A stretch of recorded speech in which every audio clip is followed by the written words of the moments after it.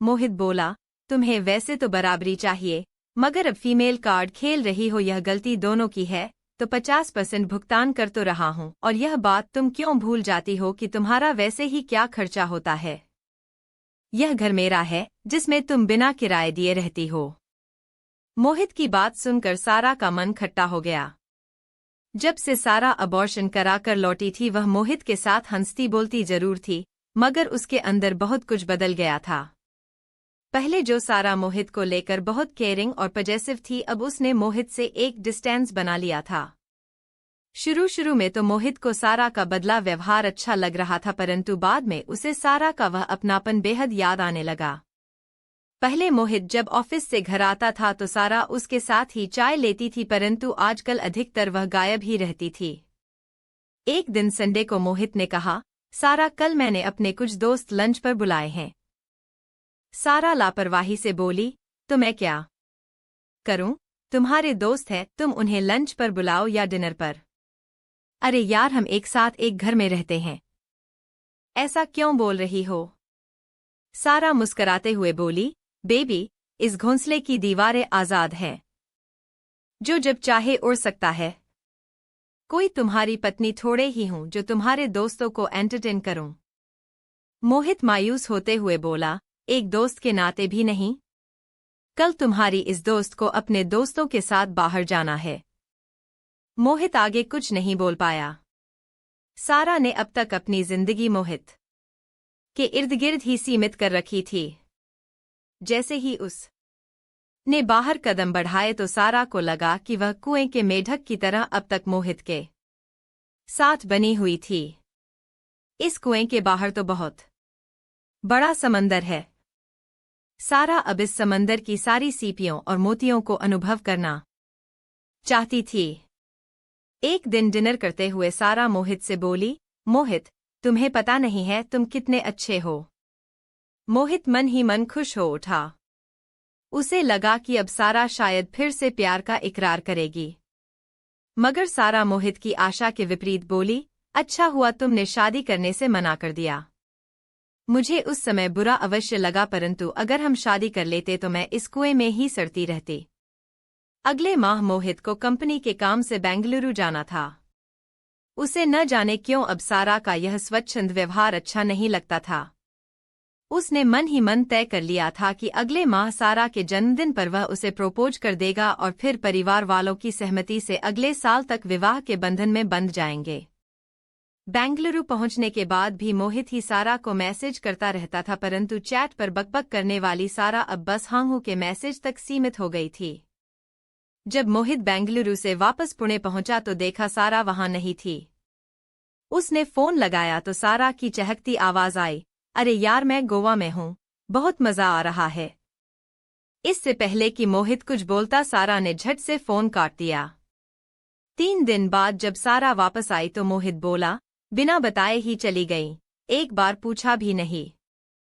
सारा बोली, तुम मना कर देते क्या? मोहित झेंपते हुए बोला, मेरा मतलब यह नहीं था। मोहित को उसके एक नजदीकी दोस्त ने बताया था कि सारा अर्पित नाम के लड़के के साथ गोवा गई थी। मोहित को यह सुनकर बुरा लगा था, मगर उसे समझ नहीं आ रहा था कि सारा से क्या बात करे। उसने खुद ही अपने और सारा के बीच यह खाई बनाई थी। मोहित सारा को दोबारा से अपने करीब लाने के लिए सारे ट्रिक्स अपना चुका था, परंतु अब सारा पानी पर तेल की तरह फिसल गई थी। अगले हफ्ते सारा का जन्मदिन था। मोहित ने मन ही मन उसे सरप्राइज देने की सोच रखी थी। तभी उस रात अचानक मोहित को तेज बुखार हो गया। सारा ने उसकी खूब अच्छे से देखभाल करी। 5 दिन बाद जब मोहित पूरी तरह से ठीक हो गया तो उसे विश्वास हो गया कि सारा उसे छोड़कर कहीं नहीं जाएगी। मोहित ने सारा के लिए हीरे की अंगूठी खरीद ली। कल सारा का जन्मदिन था। मोहित शाम को जल्दी आ गया था। उसने ऑनलाइन केक बुक कर रखा था। न जाने क्यों आज उसे सारा का बेसब्री से इंतजार था। जैसे ही सारा घर आई तो मोहित ने उसके लिए चाय बनाई। सारा ने मुस्कुराते हुए चाय का कप पकड़ा और कहा, क्या इरादा है जनाब का?